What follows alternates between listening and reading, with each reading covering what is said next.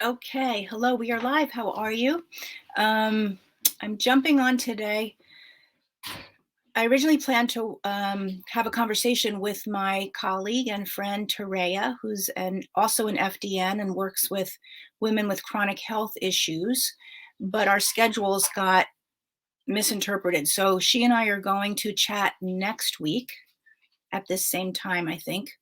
But in place of that, I thought maybe I could do a conversation that would sort of lead into that other conversation. So, what we were going to talk about was actually stress at a cellular level. So, most people have heard in high school biology about the mitochondria, right? And the mitochondria are the powerhouse of the cells. That's where each cell in your body creates and produces the energy for that cell to do its job. And when people have a lot of health issues, the mitochondria doesn't work, right? So the mitochondria actually shut down producing energy and they go into really survival mode, just like the rest of our body. So I'm going to talk about that with Terea more next week. But what could be a great conversation to lead into that, to have you think about, is how does stress stay in my body? So it's not just the stress from, you have a busy schedule, you've got all these emails, you've got to run the kids around here or there. That is a particular kind of stress, and it certainly is impactful. But I want to focus on the stress that stays in your body when you have emotions that are kind of stuck, when you stay in the same emotional place, because that stress stays in your body and affects the mitochondria, which will be next week's conversation, right? So, if you're a mom, a coworker, a boss, a wife, a friend, a sister, and you have things that happen in your life and you feel somebody didn't do their job, you feel like the burden is on you, you feel like you've got to handle everything, you need to be the one to step up, people don't pull their share.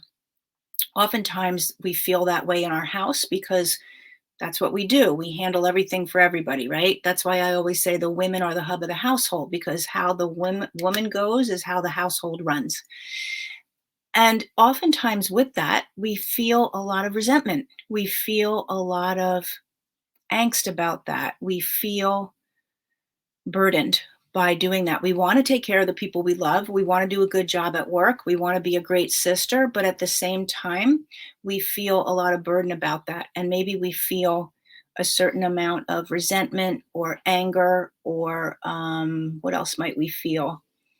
Resignation, any of that. And when we're staying in those places, those emotions stay in our body. So even though you move on, you sleep on it, you wake up the next day, those emotions of anger, resentment, resignation, whatever, stays in your physical body. How does it stay there if you're not thinking about it? Well, each of those emotions have an energetic frequency to them. So that energy it gets created when you're angry, that energy that gets created when you're sad and upset, the energy that's created when you are resentful. There's also energy when you're feeling love, when you're peaceful, when you're happy, okay? But those aren't the ones that cause the problem. These emotions are the ones that cause the problems. And so that energetic frequency stays in your body, even if you're thinking about something else.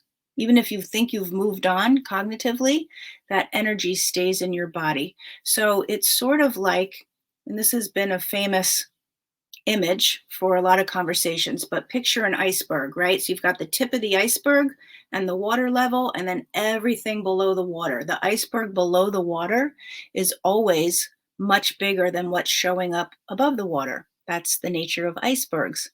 It's also the nature of human beings. What we're aware of consciously is above the water. That's actually only 5% of what you're thinking and you're feeling. Everything below the water is your subconscious. It's there, but you're not aware of it. You're not conscious to it. So everything below the water is still in your body. And in fact, your body is the expression of your subconscious mind. Your body is the place where those subconscious emotions and thoughts get stuck. Okay?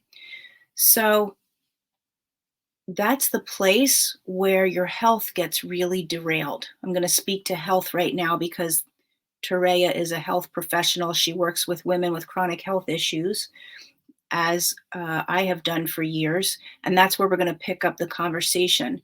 But at a cellular level, if you have chronic fatigue, if you have gut issues, if you have autoimmune issues, at a cellular level, your mitochondria are not doing their job so that your cell can do its job, so that your organ can do its job, so that the system of your body can do its job, so that your body is running the way we want it to run.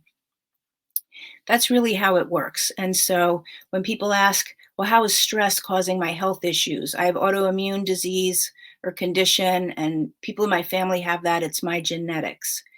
You may have the genetic predisposition, the switch, but whether that switch gets turned on or gets turned off is 100%, 98% up to how you live your life.